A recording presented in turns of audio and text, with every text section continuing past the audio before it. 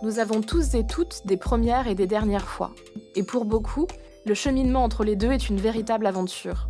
J'ai décidé de rencontrer des inconnus ou presque inconnus, de partager avec elles et eux ces confidences intimes et de mesurer l'évolution de leurs désirs entre la première et la dernière fois. Brian est un homme cis, bisexuel de 23 ans. Il a trouvé le bonheur quand il a réussi à se détacher de ses croyances sur le couple et à assumer qui il est. Bonjour Brian. Bonjour. Je vais commencer par la question rituelle, on se vouvoie ou on se tutoie? Non, on peut se tutoyer. Donc maintenant qu'on se tutoie, on va rentrer directement dans le vif du sujet. Est-ce que tu te rappelles de ta première fois? C'est un petit peu compliqué, je m'en souviens, mais ma vraie première fois, c'est-à-dire avec une fille, cette première fois est intervenue au lycée. Et en fait, c'est vraiment un amoncellement de souvenirs très flous, puisque c'était ma première relation avec quelqu'un, autre que les amourettes d'école primaire. Et en fait, il s'est trouvé que on a attendu très longtemps avant de le faire, puisque à cette personne-là, ses parents ne voulaient pas qu'on le fasse, et en fait, elle suivait les directives de ses parents. Bon, après, elle fait ce qu'elle veut, il n'y a pas de souci. Donc moi, j'ai attendu, et en fait, ce qui s'est passé, c'est que du coup, il y a quand même eu des expérimentations, mais en fait, elle voulait pas qu'il y ait de pénétration. Donc en fait, en termes de première fois, je me souviens pas vraiment de cette première fois-là, précisément, mais pour moi, ça compte, enfin, toutes ces fois-là, en fait, comptent un peu comme une première fois, c'est-à-dire une découverte du corps de quelqu'un d'autre, de son plaisir à soi et du plaisir de l'autre, et c'est, pour moi, assez intéressant, en fait, puisque c'est au lycée, c'est là que on a sa première copine, que en même temps les amis aussi à droite à gauche ont leurs premières expériences, et donc en fait il y avait aussi ça qui rentrait en ligne de compte. Quand tu dis que avant cette première fois pénétrative, il y a eu d'autres choses, c'était quoi? Ça relevait de l'ordre du sexe oral, par exemple? Oui, voilà, c'est ça, du sexe oral, des caresses, la découverte en termes de avec la langue un peu partout sur le corps, et en fait il se trouve que il y avait l'envie qui montait de vouloir aller plus loin. C'était vraiment une envie de découverte, c'est-à-dire,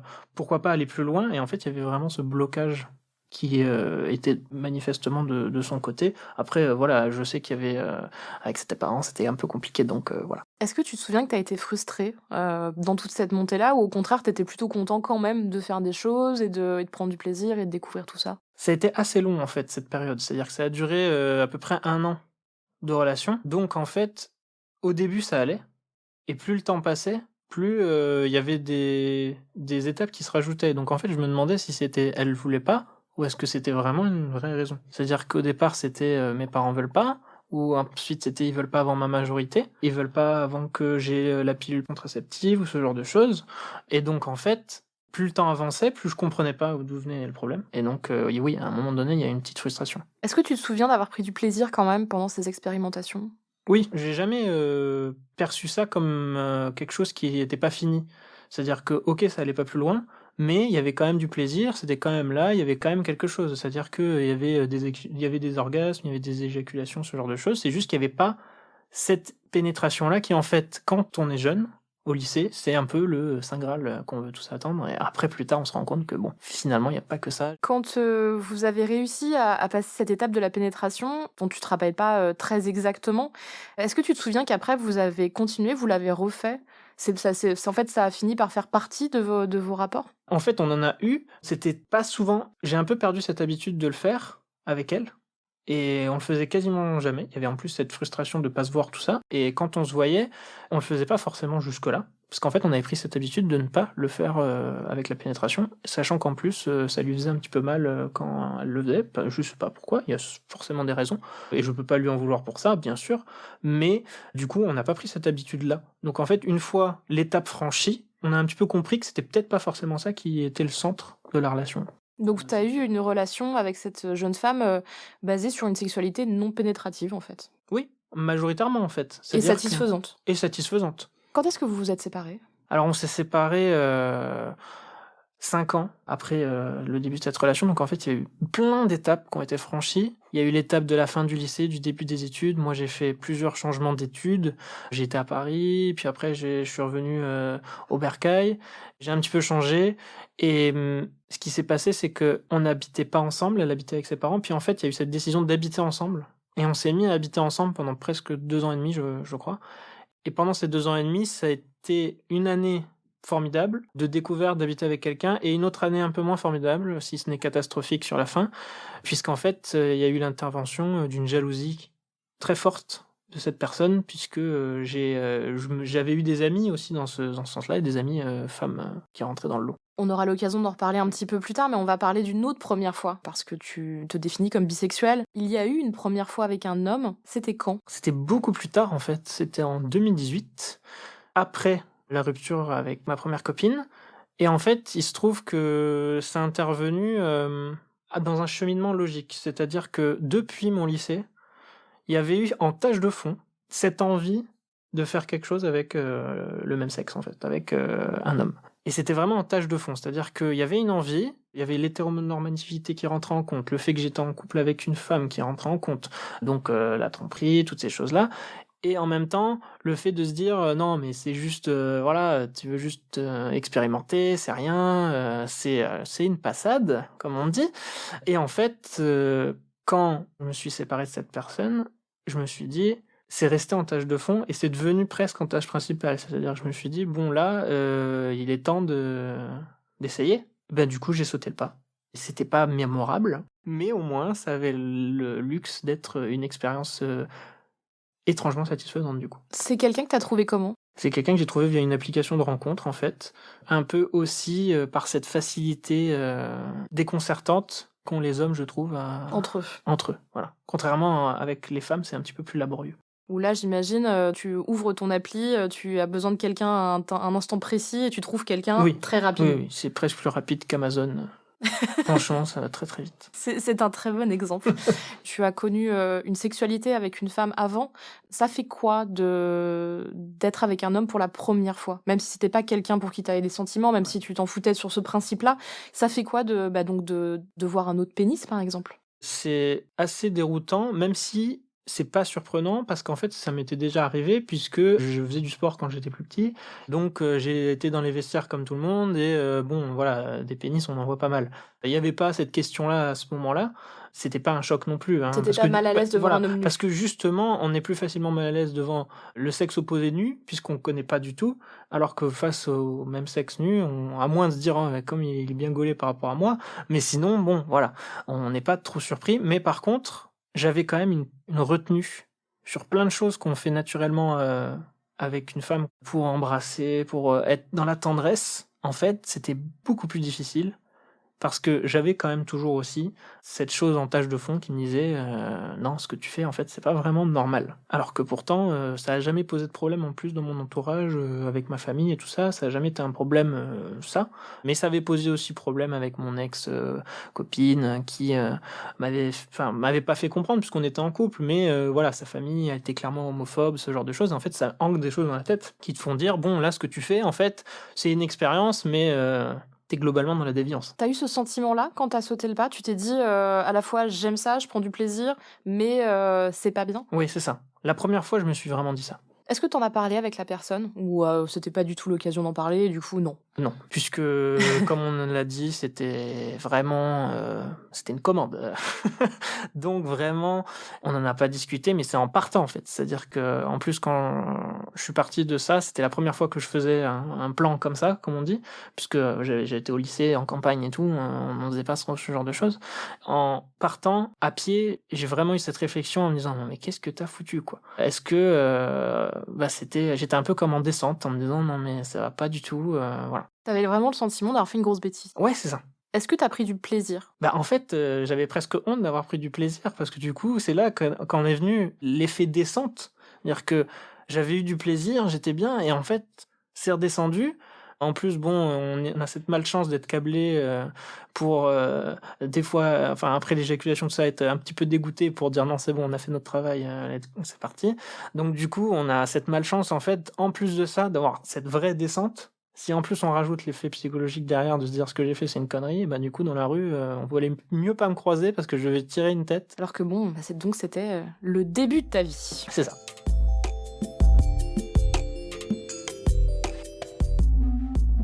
Je crois que c'est le moment de faire une petite pause dans ce récit. Je te propose qu'on apprenne à mieux te connaître avec un petit jeu qui est basé sur le jeu à boire je n'ai jamais, sauf qu'il est inversé. Donc c'est un j'ai déjà. Je vais te partager des affirmations et tu vas me dire si elles t'évoquent des choses. Donc ça peut être des souvenirs, une envie, une anecdote, ou un dégoût, ou un fantasme, on ne sait pas. J'ai déjà sodomisé un ou une de mes partenaires. Alors il se trouve que oui, mais uniquement des garçons du coup. Est-ce que c'est quelque chose que tu aimes faire ? Oui, même si au début j'étais très gauche parce que, en fait, du fait que j'avais cet imaginaire avec les femmes, je pensais que ça se lubrifiait pareil, on va dire.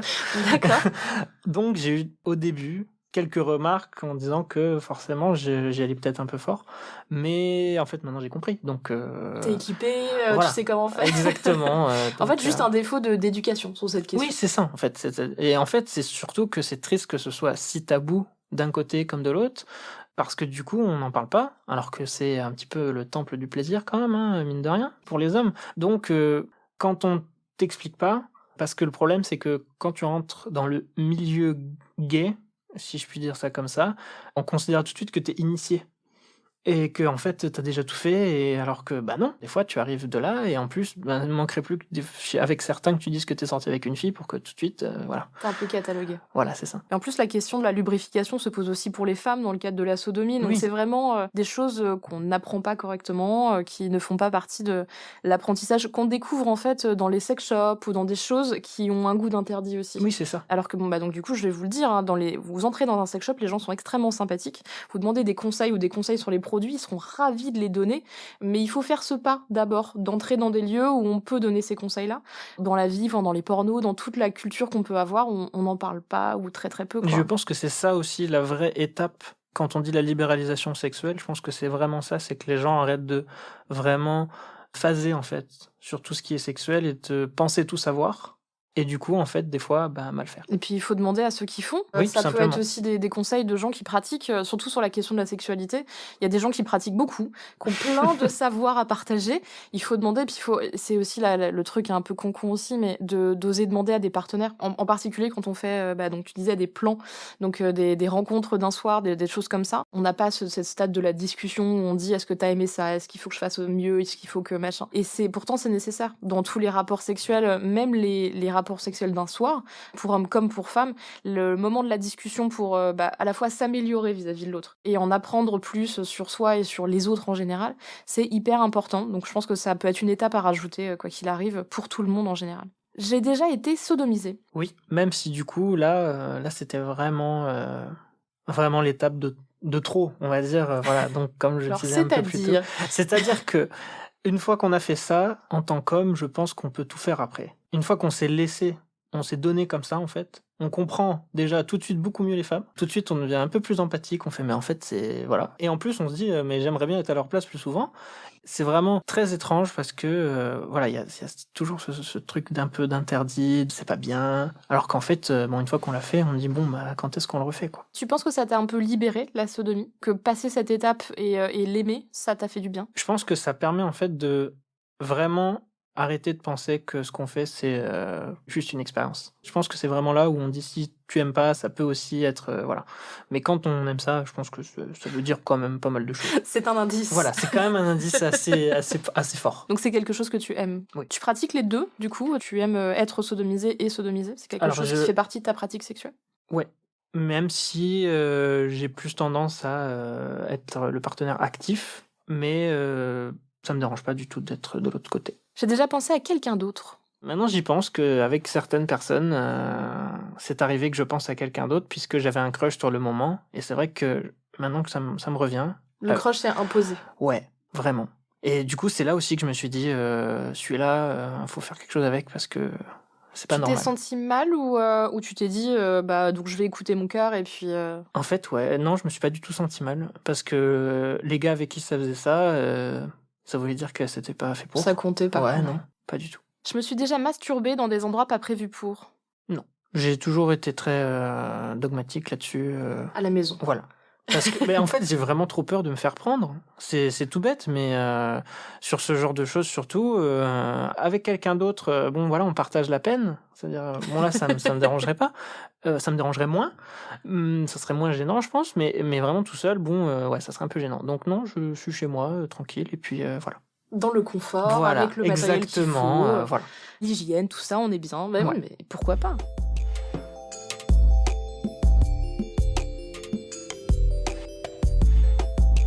On va reprendre le fil du récit de ta vie et parler de ce qui s'est passé après. Tu as eu une relation longue de 5 ans avec cette jeune fille du lycée, où vous avez en fait un peu découvert la vie ensemble. Fin de lycée, début des études, on habite ensemble. Tu m'as raconté que vous aviez une sexualité plutôt non pénétrative, mais satisfaisante. Comment ça a évolué avec les années, ça? Ça a évolué qu'en fait, vu qu'on habitait ensemble, qu'on faisait nos études chacun de notre côté, que ça se passait de plus en plus mal, à cause de cette jalousie, de moi mes idées en tâche de fond, d'une meilleure amie qui rentrait un peu dans le lot, qu'en fait on faisait quasiment plus rien. Une frustration qui s'installe, donc une rupture qui s'ensuit en fait. Ça a été très logique comme parcours, mais douloureux, quoi. En fait, ça a été une rupture qui devait être simple, mais qui a été très dure. C'est-à-dire que, en fait, ça par contre, je me souviens pas de ma première fois, mais je me souviens très bien de cette rupture-là, parce qu'en fait, on en arrivait à un tel point de saturation qu'en fait, mes sentiments se sont effacés. Alors que moi, je sors pas avec quelqu'un si je l'aime pas vraiment sincèrement. Et donc, c'est pour ça aussi que mes relations ont tendance à durer, parce que c'est souvent un amour sincère. Et là, en fait, vraiment, il y a eu un moment où j'étais sur mon canapé et qu'elle faisait sa vie, et qu'à un moment, elle est venue me dire qu'est-ce qui va pas, et je lui fais bah là, y a plus C'est rien. fini. Ouais, non, mais c'est-à-dire que même moi, je savais pas comment le dire. Comment on dit à quelqu'un qu'on l'aime plus? Bon, on lui dit qu'on l'aime plus, mais sauf que, bon, quand même, faut accuser le coup. Ça peut être un peu violent, ouais. Voilà. Le problème, c'est que là, la guerre froide s'est installée, la meilleure amie est restée dans le coin, tout ça. Et en fait, ça s'est terminé vraiment brutalement, puisqu'il y a eu les vacances de Toussaint qui sont arrivées par là.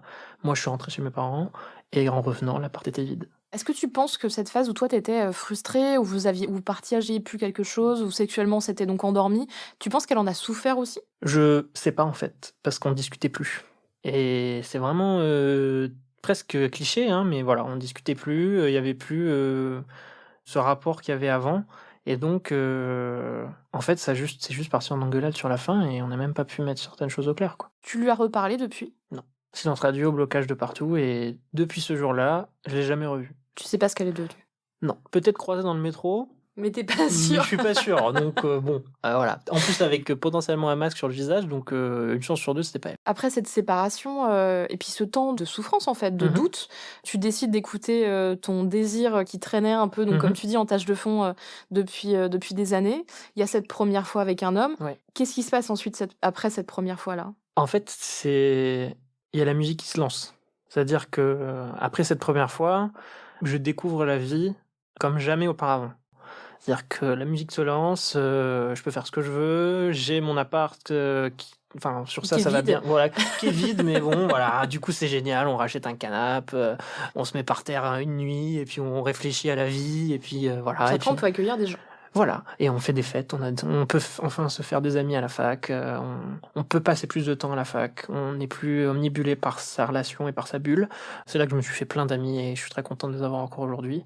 À partir de ce moment-là, même sexuellement, il y a un moment où je me dis, mais on fait ce qu'on veut, quoi. Tu quittes le sentiment de honte. Ouais, c'est-à-dire qu'en fait, je me dis, là, j'ai plus rien à prouver à personne.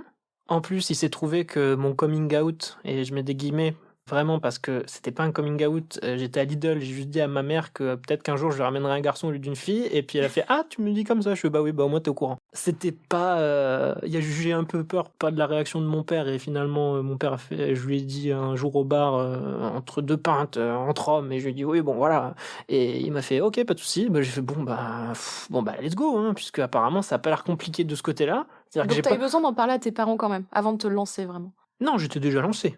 Mais c'est-à-dire qu'il n'y a eu aucun obstacle. Et donc je me suis dit, s'il n'y a aucun obstacle, on y va. Donc j'ai découvert ma sexualité, j'ai fait des plans par ici et par là, en plus avec les applications aidant, ça va très très vite. J'ai en plus aiguisé ce qui me plaisait, ce qui me plaisait pas. Je me souviens très bien d'un garçon que j'ai été voir, que j'avais fait du trajet pendant les vacances d'été, j'avais pris la voiture, j'avais été le voir.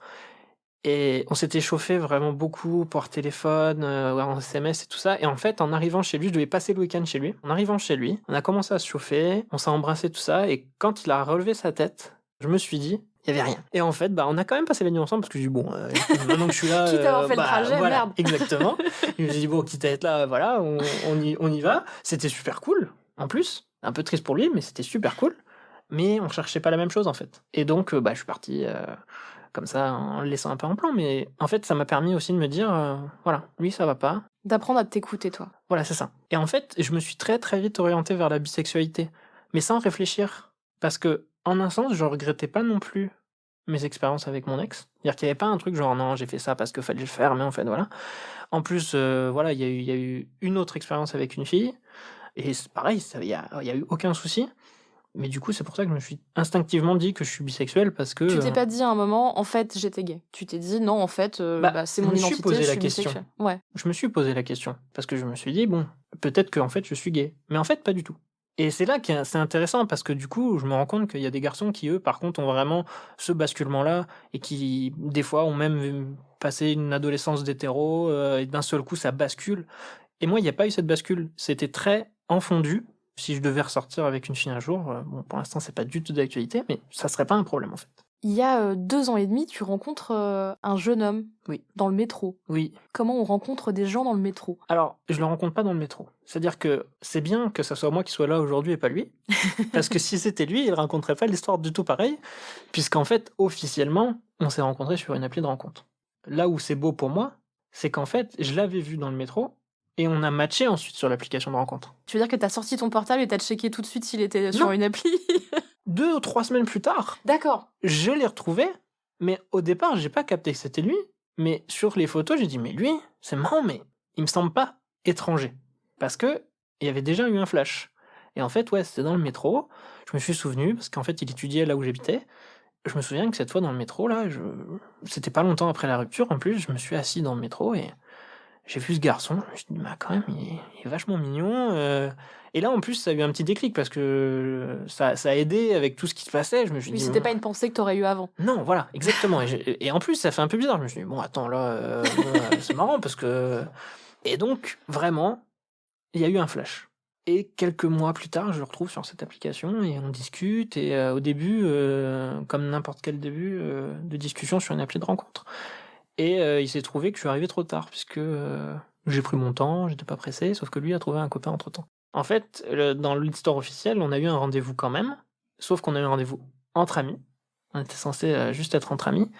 Et du coup, moi, j'y allais entre amis. Donc, c'était le pire date du monde.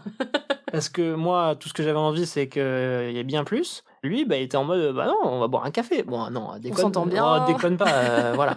Donc, en plus, on va boire un café, on va voir un film. Donc, pire idée d'aller voir un film, puisqu'on a envie de se connaître, donc on discute, sauf que lui aime pas discuter dans un cinéma, et les gens non plus n'aiment pas qu'on discute dans un cinéma, et je les comprends. Donc vous vous retrouvez l'un à côté de l'autre sans rien vous dire, avec non, envie de vous toucher, du coup. On parle en plus, et donc ça gêne tout le monde, et donc lui il se dit, bon, qu'est-ce qu'il est relou celui-là. Donc en fait, pour lui, dans sa tête, moi je suis le gars relou. Donc je suis frustré, et donc ce rendez-vous se termine, et je lui reparle plus en fait, pendant plusieurs mois. Et je vis ma vie comme je racontais il y a quelques moments. Qu'est-ce qui s'est passé pour le retrouver? Tu l'as retrouvé. Il était très actif sur les réseaux sociaux. Merci finalement, dans un sens, les réseaux sociaux, les stories et tout ça. Dans tout le mal que ça peut apporter, des fois c'est positif. À un moment donné, vers la fin de l'été, je me suis dit, c'est marrant, mais il n'y a pas beaucoup son copain sur ses photos. Donc en fait, je lui ai envoyé un petit message. J'ai envoyé un petit... Je me souviens du message, j'ai dit, toujours aussi BG, toi. En plus, vraiment la phrase un peu bon. Sacré accroche. Voilà, un petit coup du pied pour. En fait, c'est s'il me dit tout de suite non mais calme-toi, ça voulait dire que bon, voilà, c'était chasse gardée. Mais apparemment non, il a répondu positivement. Maintenant, il en rigole, il trouve que ma phrase était ridicule, mais à l'époque, il avait l'air plutôt flatté. C'était le nouveau début de votre histoire? Ça a lancé. Il y a eu de nouveau un nouveau date. En fait, ça a été pour moi. J'ai dit là, il faut y aller. C'est-à-dire que il y a pas de nouveau date. On n'a pas le temps. J'ai déjà eu parce que c'était à la fin de l'été, donc pendant tout cet été-là, j'ai fait n'importe quoi. J'ai été voir ce garçon en voiture, je suis monté jusqu'à Rouen en train pour voir quelqu'un, et c'était naze, on a passé un week-end pourri, et j'ai dépensé tellement d'argent pour rien. Et là, j'ai dit, bon, toi, tu me plais vachement, j'ai pas envie que ça finisse en un truc nul, et donc... En fait, je venais d'emménager dans un appartement avec mon frère, et j'ai dit, bon, maintenant, je t'invite à la crémaillère. Très drôle parce qu'en fait, j'invite que mes amis à la crémaillère, dont lui. Sauf qu'on se connaît pas en fait. Mais il accepte. Miracle. Donc il accepte de venir à la crémaillère. Il était pas là le week-end de la crémaillère, à la base, puisque il partait en voyage, et j'ai décalé la crémaillère. Donc j'ai dit à tout le Tu monde. voulais vraiment. Voilà, j'ai dit à tout qu'il le monde, soit bon là. les gars, on décale d'une semaine là parce qu'il est pas là, donc voilà. Et en plus, mes invités m'en ont voulu, hein, parce que j'ai passé toute la soirée avec lui. C'est-à-dire que c'était opération séduction. Hein. Et tout le monde était au courant que c'était ta target. Ils étaient au courant, mais ils étaient quand même saoulés que je parte toute la soirée avec lui. Je fais, mais bon, vous attendiez à quoi, quoi. J'invite ma target, bon, voilà. Sauf que lui, il a eu il a eu un atout dans sa manche, c'est-à-dire qu'en fait, il se trouvait que le jour de cette crémaillère, c'était l'anniversaire d'une de ses meilleures amies. Et donc, vu que cette meilleure amie-là n'avait personne à son anniversaire, il a invité cette amie à la crémaillère pour son anniversaire, enfin voilà. Donc d'un coup, on se retrouve avec sa meilleure amie, tes amis, et vous Et lui, deux, voilà. dans une soirée, Et voilà. et tout le monde s'entend bien un peu, j'imagine, Oui, j'espère. oui, tout le monde s'entend globalement bien. Et en fait, c'est surtout amusant parce que du coup, sa meilleure amie a fait le bouclier pendant toute la soirée. Après, on peut le comprendre, il sortait d'une relation un peu compliquée lui aussi. Et donc, elle a fait le bouclier toute la soirée. Mais moi, je suis pas né de la dernière pluie. Et je me suis mis la meilleure amie dans la poche. Et comme ça, elle m'a aidé ensuite à le convaincre parce qu'il n'était pas facile en affaires. Ça fait 2 ans et demi que vous êtes ensemble maintenant. Oui. Ça se passe bien. Honnêtement, ça se passe super bien. Et c'était la première fois que tu étais tombé amoureux d'un homme. Oui. Et en fait, c'était super naturel.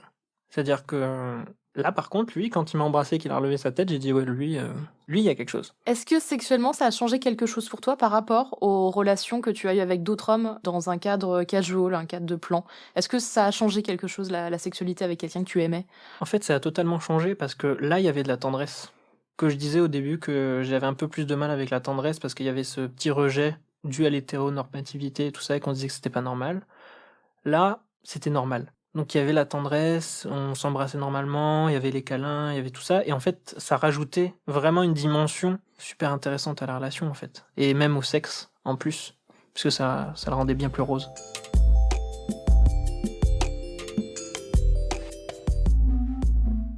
C'est le moment de faire une deuxième petite pause, toujours avec notre jeu Je n'ai jamais et toujours avec les mêmes règles. J'ai déjà envoyé une photo de mes attributs sexuels à quelqu'un avec son consentement. Oui, mais c'est pas top.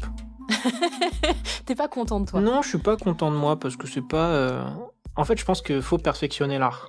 Je pense qu'il y a quelque chose à faire, en tout cas du côté des hommes, pour un peu plus sensualiser le nude. Je pense que les femmes savent très bien le faire parce qu'elles savent jouer avec leurs courbes. Les hommes savent juste jouer avec leur gros bâton. Et c'est pas très beau. Un gros bâton, quoi qu'il en soit, c'est pas très beau. Je pense qu'il faut plus travailler sur ça et arrêter de croire qu'envoyer un pénis comme ça, un but en blanc, c'est intéressant en fait. Donc toi, t'aimes pas forcément en recevoir comme ça, si la photo est pas travaillée? Ouais, non, C'est pas un truc qui t'excite? non. Je préfère le voir en vrai. Oui, alors au point où on en Voilà. est, ça se comprend. J'ai déjà fait l'amour dans des endroits pas prévus pour. Non, mais j'aimerais bien. Pourquoi pas un jour. Est-ce qu'il y a des endroits qui te tentent particulièrement? Est-ce que tu es quelqu'un de la nature, quelqu'un de la nuit? C'est-à-dire que moi, je pense toujours aussi un peu très logistique. C'est-à-dire que je me dis, si... Bon, après, il y a peut avoir la fellation, si on peut penser que ça, c'est un rapport, tout ça. Là, oui, ça me dérangerait pas n'importe où, en fait. Donc c'est, voilà, Dans la dans le feu... mesure où Dans il y le a feu... personne qui Voilà, mate. oui, bien sûr, voilà, dans le feu de l'action, on y va, et puis un peu n'importe où, en fait. Mais après, voilà, le rapport en lui-même, c'est vrai que c'est toujours un peu plus compliqué, forcément. Mais je pense que pour tout le monde, parce qu'il faut préparer le truc. À cause des besoins logistiques. Voilà, exactement. J'ai déjà eu des soucis avec du matériel. Non, j'ai même jamais eu de capote qui craque, je crois. Donc j'utilise très peu de matériel, en général. Pourquoi pas à l'avenir, même si monsieur est assez Frileux. Oui, assez frileux là-dessus. J'ai eu pas le malheur, je dirais pas le malheur, mais j'en ai acheté un à un moment et il m'a dit mais c'est quoi ce truc? J'ai dit bah regarde, et tu vas vite comprendre. Mais non, j'ai jamais eu de soucis. Donc en duo, c'est pas quelque chose qui le tente lui, mais est-ce Non. que toi, du coup, c'est quelque chose qui t'intéresse un peu ou tu es curieux? Bah en fait, je suis assez intéressé parce que je me dis c'est fou ce qu'on arrive à produire pour le plaisir sexuel en fait. Surtout pour les hommes. Il y Ouais. a quand même beaucoup de choses. C'est ça. Et donc quand c'est comme ça, enfin même cette envie, cette curiosité, on va dire, c'est quelque chose que tu regardes un peu sur internet ou tu checkes un peu ou... Ça m'arrive de regarder, et puis des fois un peu malgré moi aussi, parce que je me rends compte que du coup on a des pubs tout le temps pour ça maintenant. C'est incroyable à quel point ça a fleuri partout. Mais bon, oui, ça m'arrive. Ça se fera peut-être dans tes pratiques en solo? On verra peut-être, ouais, un jour.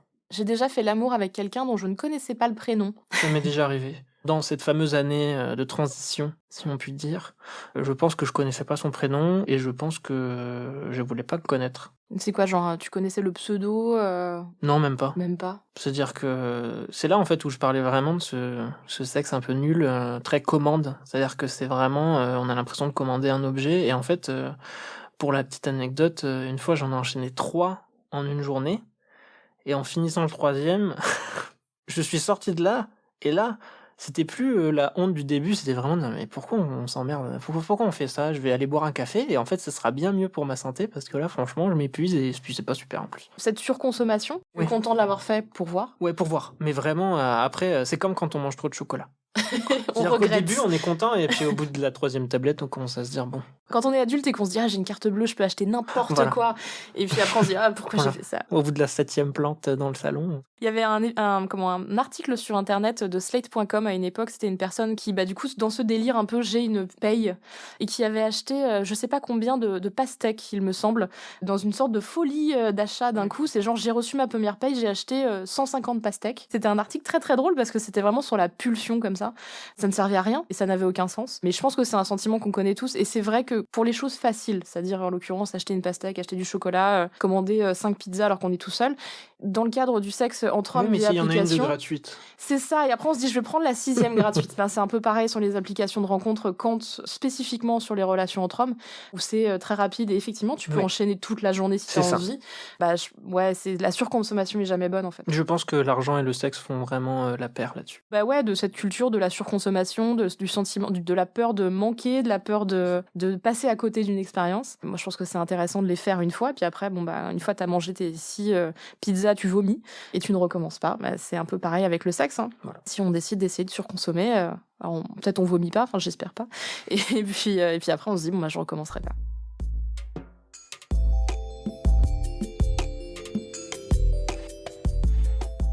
On va désormais parler de ta dernière fois. C'était quand cette dernière fois? C'était hier soir. C'était avec qui? C'était avec mon copain. C'était bien? C'était plutôt décevant. Oh mince. Je pense que ça va pas lui plaire que je dise ça. Non, en vrai, c'est pas de sa faute. C'est un peu parce qu'en ce moment, c'est pas top. Pas de sa faute, ni de la mienne. C'est parce qu'on est dans un environnement très compliqué, je pense pour tout le monde. S'il faut, dans plusieurs années, les gens qui réécouteront ça se diront mais... De quoi il parle? De quoi il parle exactement? Donc non, en vrai, c'est assez compliqué. C'est-à-dire qu'on travaille tous les deux dans le milieu culturel, tout ça. Et donc en fait, on est tellement focalisé sur est-ce qu'on va retravailler, est-ce qu'on va... Quand est-ce qu'on va retravailler? Voilà, lui, il était en formation, tout s'est arrêté, enfin bref. Ça nous a aussi bloqué là-dessus. C'est-à-dire que hier, ce qui s'est passé, vraiment, c'était... on a voulu commencer, et au milieu du truc, il m'a dit non, là, j'y arrive pas, mais c'est pas de ta faute, c'est juste que, en fait, il avait tellement la tête dans ses problèmes, et que j'arrivais pas à lui en sortir, parce que même moi, en même temps, voilà, des fois, je me lance. C'était pareil. Voilà, et en fait, c'est vrai que c'est depuis quelques mois comme ça, un petit peu compliqué, puisque des fois, on est très motivé, on se chauffe, et d'un seul coup, on a vraiment... Et c'est plus que du coup la liste de courses. Là, vraiment, c'est le truc ultra badant, et en fait, on se retrouve tous les deux comme des cons sur le canapé, même à poil sur le canapé, on est là, genre, on se mate une série Netflix, et puis voilà, quoi, on se rhabille, mais on s'aime. Mais c'est le plus important, c'est comment on en discute. Oui, bien sûr. En fait, c'est ce que j'allais dire. C'est la différence aussi avec la relation longue durée ou la relation où il y a de l'amour. C'est que même sur les phases où c'est plus compliqué sexuellement, ça peut être le cas dans le couple où il y a un enfant qui arrive, ce genre de choses, des phases qui sont parfois déstabilisantes, fatigantes et stressantes. En fait, normalement, s'il y a de l'amour, s'il y a du dialogue, on finit par s'en sortir. Donc, il n'y a pas de raison que ça vous arrive pas aussi. C'est quand même l'avantage aussi de s'engager ensemble. En fait, c'est là qu'il y a eu le souci avec ma précédente partenaire. C'est qu'en fait, il n'y avait pas de communication. Et donc, dès que je me suis mis avec lui, directement, j'ai dit bon, on est ensemble très bien, mais par contre, on discute. S'il y a un souci, on discute. Et des fois même, il est pas très bavard, donc je vais le bousculer. Je vais dire bon, est-ce qu'il y a un souci? Et des fois même, je vais créer des soucis tout seul en fait, puisque je veux tellement qu'il y ait un problème. Mais bon, voilà, il saura reconnaître mon caractère. Je suis très très amoureux de ce garçon, et donc je suis vraiment très content qu'on arrive à se comprendre là-dessus. Et qu'en fait, par exemple, hier, on arrive à s'arrêter comme ça et dire en fait c'est pas grave.